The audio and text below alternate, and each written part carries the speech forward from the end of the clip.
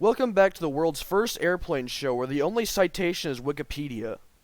What is your plane foo? Today, I'll be looking at the different experimental and production versions of the F-84 Thunderjet. Starting us off, the F-84F Thunderstreak was a production version of the F-84E with swept wings and swept horizontal stabilizers. This was an attempt to bring the Thunderjet's performance up to par with the F-86 Sabre, which completely stole the Thunderjet's lightning.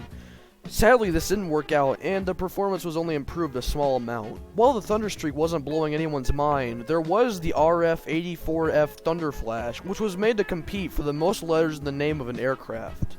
Wait, I believe I'm mistaken. Actually, the intakes were moved to the wings, and a camera was inserted into the nose for recon. It may not have been a crazy fighter plane, but the Thunderflash does look really badass. Next up, the zero-length launch version of the F-84. Because the Thunderjet was a first-generation jet fighter, its performance on a fully loaded takeoff was comparable to that of a 23,000-pound brick. The United States Air Force's solution to this was to literally strap a rocket to the back of the Thunderjet and take it off from a flatbed trailer. These tests actually went really well compared to some of the other experiments, and after a successful manned test flight and some tests with other planes, the United States Air Force adopted the surface-to-air missile. Once again, the poor Thunderjet's limelight was stolen. Stepping up even further into the realm of ridiculousness, to increase the range of aircraft and allow escort fighters to fly farther, the United States Air Force had a B-29 and two F-84s touch tips.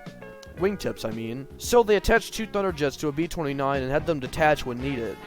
This actually happened, and kind of worked. Although there are also lots of really complex and scientific problems that happen with wing vortices and whatever the fuck. And after a crash incident, the Tiptoe project was cancelled. Later, they put an RF-84F Thunderflash in the bomb bay of a B-36 Peacemaker, nicknamed Project Ficon. And this actually worked pretty well. They even used it for some recon. But, once again, it was quickly made completely obsolete by the U-2 Dragon Lady. The YF-91 Thunderceptor was an experimental version of the F-84 Thunderjet with one of the coolest aircraft names ever, and was actually the first American fighter jet to exceed Mach 1. It was also one of the goofiest looking American military jets, with experimental inverse tapered wings. The Thunderceptor performed alright, but once again, it was outclassed by all of the other fighters that were being developed.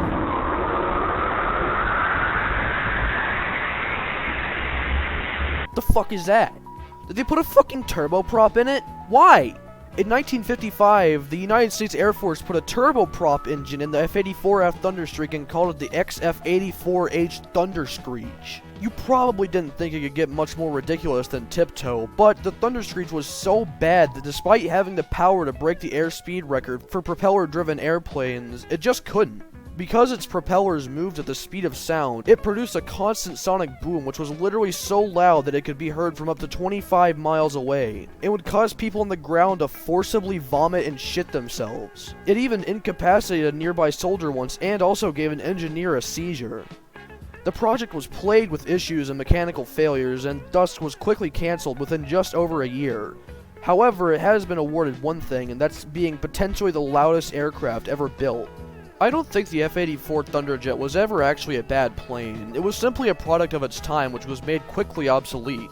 But despite this, I still rank the Thunderjet all the way up at the top as my personal plane foo.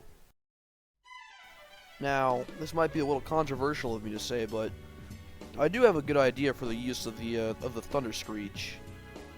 You know how the Stukas had the Jericho sirens? Yeah.